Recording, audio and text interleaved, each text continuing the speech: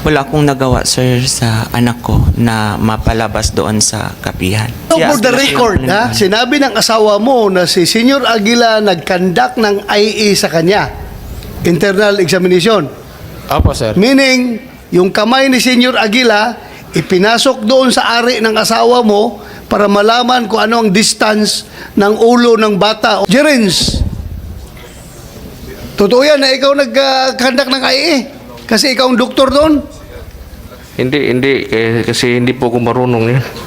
Wala akong alam yan. J. Renz Kilario, yung asawa po ni Sir Randolph, nasa inyo pa, nasa kapihan pa. Sinasabi nyo na nagsinungaling siya? Mas mabuti, tanungin natin yung asawa niya. Grabe, Para Mr. malaman Chair. yung totoo. Palala ng palala, Mr. Chair. Do you swear to tell the truth, the whole truth, and nothing but the truth in this investigation and hearing? Thank you very much. Please take your seats. Mr. Chair. Yes, go ahead, Senator Risa. Salamat kaayo, Mr. Chair. Bago po isagot ni Sir Randolph yung tanong ng Chair, i-share ko lang po sa inyo, Sir Randolph, yung amin po ni Chair Doroy at ng aming mga komite na pakikiramay po sa inyo dun sa pagkamatay ng inyong baby. At kung, opo, Salamat po, ma'am. at kung maaring ikwento nyo na po, yung itinanong po, ano po nangyari kay baby? Ako pala si Randolph Dison Malbarino. Pwede po ba na may magbisaya, sir? Pwede po. Okay. Salamat. Sa niadtong December 14, 2020, niadtong adlaw sa kadlawon dito ko nanagat. So pag uli na ako pagkahapon dito na nahibaw-an na akong bata ang akong asawa nga nanganak na dahil siya. Mr. Chair, kung maaring si Attorney Dano mag-translate lang sa sinasabi ni Sir Randolph. Thank you po. Thank you, Senator Risa. Attorney Dano, you are the legal counsel of Task Force Kapihan. Yes po. Andito ka na last time, di ba? Yes po. Okay. Resource person Please po sila. translate para for everyone's consumption. Thank Okay? you, thank you. Thank you. Go ahead. Ang buwan? December 14, 2020 nanganak ang asawa. Noong December 14, 2020, nanganak yung asawa ko. Niadtong kadlawon atong adlaw dito ko nanagat. Nya pagkahapon dito na nahibaw-an na nanganak na dahil ang asawa. Early morning, madaling araw, nanganak na pala yung asawa ko. Pero galing ako ng nangingisda. Pagdating ko, nanganak na yung asawa ko. Mauto na pag-abot na ako sa bahay ni sugat akong bata nga nabilin sa bahay. Kay dito naman ang asawa sa function hall, paanak. Sinalubong ako ng anak ko. Pagdating ko sa bahay, andun na pala yung asawa ko, nanganak doon sa function hall. Na tinatawag nila na Medica Perpetua El Salvador. Tinatawag na Medica Perpetua El Salvador. Mauto nga Sandali.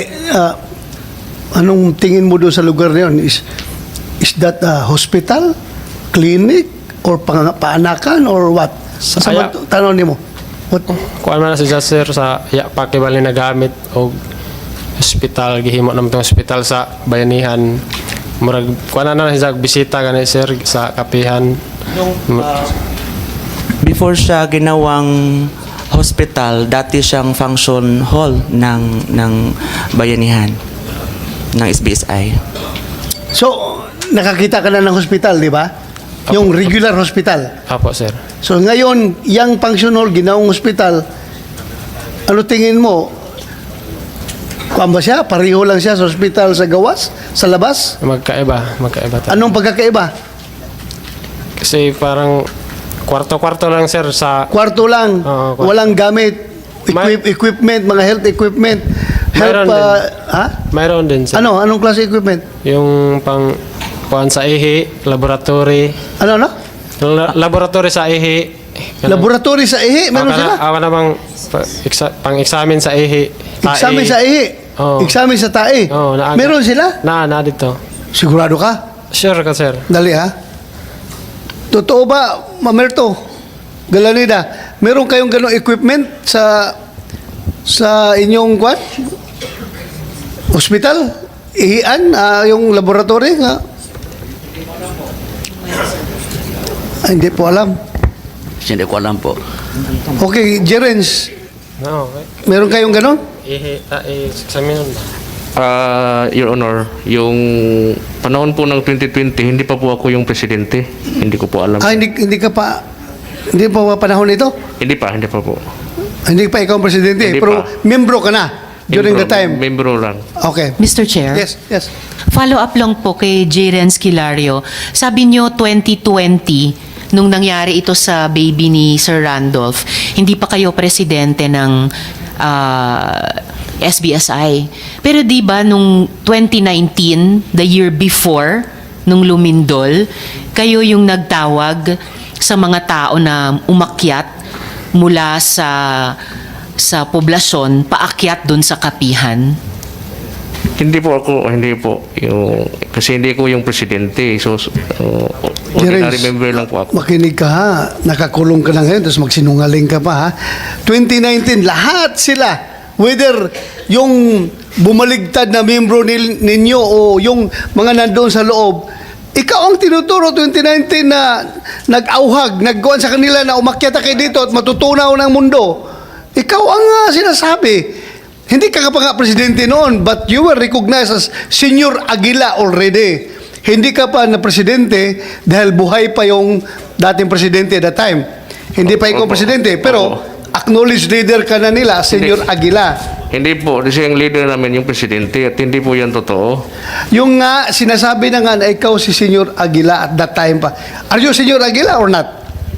Yung Senior Aguila po is screen name ko lang po yun. Kaya nga, sino yung screen name na yan? Ikaw o hindi?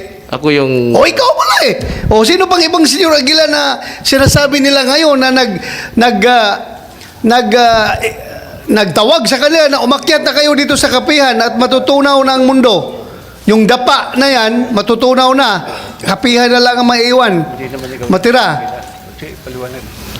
Yung Aguila cluster, hindi lang po naman ako yung Aguila. Kasi yung Wala akong sinasabing Aguila cluster. Ang sinasabi ko, Senior Aguila. Are you or are you not Senior Aguila? sa screen name ko lang po, Senior Aguila. Kaya nga, ikaw si Senior Aguila, di ba? Opo. Oh, wala namang ibang tinutukoy dito, Senior Aguila, na reincarnation of the Santo Niño. Sige lang, mawala tayo dito. Yung tinawag na Senior Aguila na yung screen name ko is 2021 na po yung nakaregister yung 2021, 2019 ka pa sila tatawag na Senior Aguila. Kaya nga, pinaakyat mo yung mga tao sa kapihan. hindi po yun totoo, Your Honor.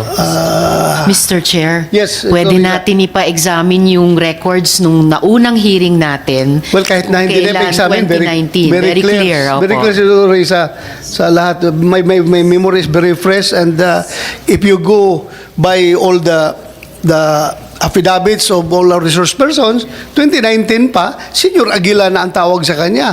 But anyway, babalikan kita mamaya. Patuloy mo, Randolph Balbarino. Moto nga pag naghumanahog ilis ngadto ko sa function hall na may giila na mo nga Kibali Hospital. Pagkatapos kong magbihis, pumunta ako agad sa function hall na hospital namin. Moto nag-istorya mi sa akong asawa o gidara kong gisubayan o unsay nahitabo sa isang pagpanganak. Pagdating ko doon, nag-usap kami ng asawa ko at sinasalaysay niya yung nangyari sa panganganak. Matod pa ni akong asawa nga si Melanie nga naglisod siya panganak tungod kay ang bata nag-una ang tiil. Ayon sa kanya, sinabi sa akin na nahirapan siyang manganak dahil nauuna yung paa. So breech birth po. Suhi. Parang suhi. Suhi sa Suhi. lagi. suhi. Oh. Mao to nga isubay siya nga dili murag kasurrendero na siya tungod kay ngani ingon siya lugos na siya kaginhawa. Muntik na siyang bumitaw, nahirapan na siyang huminga. Mao tong ikasaban siya sa mga kumadrona na dili magtalaw-talaw kay maunsa man siyang kinabuhi og mo kibali mo surrender siya sa na dili niya may pagawas ang maong bata. Pinagalitan siya ng mga komadrona, yung nagpapaanak sa kanya, na dapat di matakot. Mao to nga So, Sir Randolph, so nung yung asawa nyo, muntik nang bumitaw, nahihirapan huminga, hindi ba tinulungan, guminhawa ang pakiramdam ng isang bagong panganak nung mga kumadrona? Pinagalitan lang, hindi ba siya mas inalagaan pa? ang ilang gibuhat sa mga kumadrona kay para to ma confident ijang nahon na ipagawas ang bata kay Para makampante, ang ginawa ng mga komadrona ay mao tong ilang giadjog si og ang asawa murag gipugos og tulak ang tijan para mugawas ang bata unsa ingon siya na tinulungan yung ng komadrona na masiog, mapush yung bata para lumabas. mao to nga ingon siya nga sadya nang nahawiran ang tiil murag pugos tugod to nila og pagawas para ang siya malibre mabuhi. Nung lumabas na yung paa, sa pilitang hinila Hinila. yung mga paa para mailabas at saka ma-save yung nanay. Bago po lalabas yung baby, hindi ba sinubukang, dahil kumadrona, na ang tawag mo doon, yung imasahe para medyo maging tama yung posisyon ng baby, mas ulo muna mauuna. Hindi po sinubukang ganon, hilutin na umiba yung posisyon ng baby. Dili naman to madaog hilot ma'am kay kibali panahon naman to sa isang pagawas gato dili na naman to pwede. Hindi na pwedeng hilutin kasi kabuanan na. Saan yung na. asawa mo ngayon? Sa kapihan. Nandun ba sa kapihan? Ikaw nasa baba ka na. Bumaba ako sir. So nandun pa siya sa kapihan ngayon? Opo sir. Pati anak mo? Nandun yung Ilang dalawa. anak mo andun sa kapihan? Dalawa sir, babae. So may asawa na naman siyang iba ngayon doon? Wala Yun pa? ang pinag-asawa nila doon sir. Ha? Yun. Nag-asawa na naman doon? Sa pilitang pinag-asawa ng Pinag-asawa ibang lalaki. ng ibang lalaki? Opo sir. Ikaw, nag-asawa ka naman sa baba? Hindi pa sir. Wala pa? Opo. Continue. Na-interview mo yata yun, Sen, yung asawa niya. Well, yung asawa mo, pati yung kanyang alleged na bagong husband, tinanong ko doon kung talagang sila ay nag-asawa na. Complete denial sila na hindi daw nag-asawa. Sabi ko, pupuntahan ko yung, sabi ko sa babae at saka sa lalaki, pupuntahan ko yung bahay ninyo. Kung makita ko doon na andoon yung mga gamit ng lalaki, ibig sabihin, nagkukuhabit kayo in one dwelling. So, ibig sabihin, nagsama na kayo. Kaso lang, hindi ko na napuntahan. But anyway, continue. Mao to nga pagkugos na sa bata na tinga ako kay ang isang lawas pajok. Nung inakay ko yung kinarga ko yung bata, nakita ko na pale yung buong katawan ng bata ay pale. Ang tawag Maputla. mo? Maputla. Anja pagka matinga po ko sa tong bata kay naibuwa manggawas gani sang baba. Yun din Buwa-buwa. may mga bubbles din, may mga na lumabas sa bibig ng bata. Tapos, hindi ka nagpumilit as a father na ibaba na sa ospital yung bata para masave yung bata? Mao to yung gusto sir nga gusto na nga may baba gadud ag ang bata sa ospital sa Diri Socorro. Sa Oh, Pinagdas you're the Hospital. father. Dapat binaba mo na, dinala mo sa ospital. Bawal kasi doon, sir. Bawal. Sino po nagbawal? nagbabawal? Si Senyor Aguila, sir. Sino Aguila? Binawalan mo na ibaba yung bata na agaw buhay. Imbis masave pa yung kung nadala sa ospital, Hindi po, hindi. binawalan mo daw. Hindi po. Hindi. Hindi. Dahil hindi ako yung presidente noon. O paano nga siya makapagbawal? Hindi daw siyang presidente noon. Yung mga kamadrona doon, sinabihan ko na ilabas ko ang anak ko kasi parang yung buhay niya, agaw buhay na yung bata. Oh.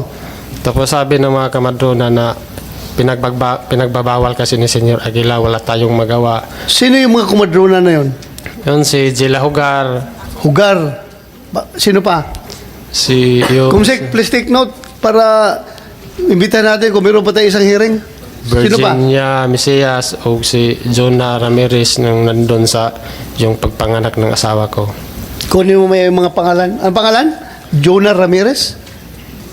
Jela Hugar, Virginia Mesias o Jonah Ramirez. Kuha mo? Sen po. Sino yung mga babae na yun? Kilala mo yun sila? Kumadrona talaga sila? Sila talaga yung nagpapaanak ng asawa ko, sir. Hindi lang asawa mo, pati iba, sila nagpapanganak. Oo, sa lahat. Sen, ito yung mga untrained hilot. Untrained hilot. Mga dating BHW. Hindi sila kumadrona kasi sa tingin ko yung kumadrona, mga midwife, yung mga licensed midwife. Ito hindi, untrained hilot ito. Well, ako, ipinanganak ako ng kumadrona lang na wala talagang training. Kuan lang, ako, ipinanganak ako na basta may init tubig lang, gihit lang tubig, paglabas ko, yun na, buhay na. Pero hindi sila registered midwife. Talagang kumadrona in the truest sense panahon natin. Iba ang kumadrona ngayon, di ba? When you say kumadrona, may training ng para midwifery, di ba? Somehow, midwifery. Not really licensed midwife. Pero, tinrain sila by, sino mag-train sila? Department of Health? O City Health Office? I think basta mga BHW sila. BHW? Okay. Saka Mr. Chair, Yes. kahit nung panahon noon, ang kumadrona, kapag nakita nilang nanganganib yung baby, hindi sila magbabawal dalhin sa health center man lang, yung totoong health center. That's the difference. Oo. Opo, lagi. Sige, tuloy mo.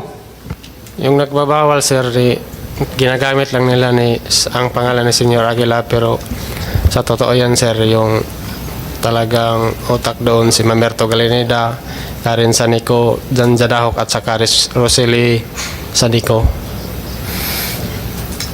Karen Sanico at Roselyn Sanico. Kasi mayroong panahon na nung nagkasakit si Mamerto Galineda, parang wala kaming ginagawang meeting. Kasi yung may nagsabi sa doon ko na nalaman nung bumaba na ako, sir, yung parang sinaligan ni Mamerto Galineda na isa siyang driver. Nagsasabi siya na kaya siya bumaba kasi doon niya nalaman na ang sulat na ibigay niya kay Jerin Esquilario, yun pala ang galing ni Mamerto Galineda na sulat na yun ang i-memorize niya. Tapos pag magkaroon ng general meeting, yun ang isasabi niya sa mga tao. So meaning, gusto mong palabasin dito ngayon, gusto mong malaman ng committee ito na si Jerez Aguila ay under the dictates of Mamerto Galineda, Karen Sanico, and other officers ng SBSI. Yan ang gusto mong ipalabas na impresyon? Apo, sir. Na si Jerin Esquilario ay parang figurehead lang, Apo, sir. front lang siya. Ang nagdidesisyon talaga, ito matatanda. Apo, sir. Yan ang gusto mong sabihin? Yun, sir, kasi doon ko nalaman na kasi yung pagbaba din ng parang kusinero ni Jerin Esquilario. So, nagtanong ako, bakit bumaba ka? Kasi kung ano ang makain ni Jerins, ikaw ang na makatikim kasi siya ang kusinero. Sabi niya na doon niya nalaman ang mga mali na mga ginagawa nila doon sa loob. Sige, continue. Mao to sir na waya ko nahimo sa akong bata nga ahong mahipagawas. Wala akong nagawa, sir, sa anak ko na mapalabas doon sa kapihan. So, namatay lang yung anak mo doon. Di pa, pagka-pit sa 15 sa December 2020, Ilang days siya buhay? 2 sir. 2 days. Opo. After Pero that- hindi pa siya nakaiyak sir. Hindi pa nakaiyak. Oo. Nung mula ng pagdating ko, hindi pa siya umiiyak. So parang hindi siya nakaunang paghinga kasi Oo hindi po. pa siya nakaiyak Oo, yung pagkapanganak. lawan niya, yung palaging lumalabas yung bula. Bumubula lang. Oo po.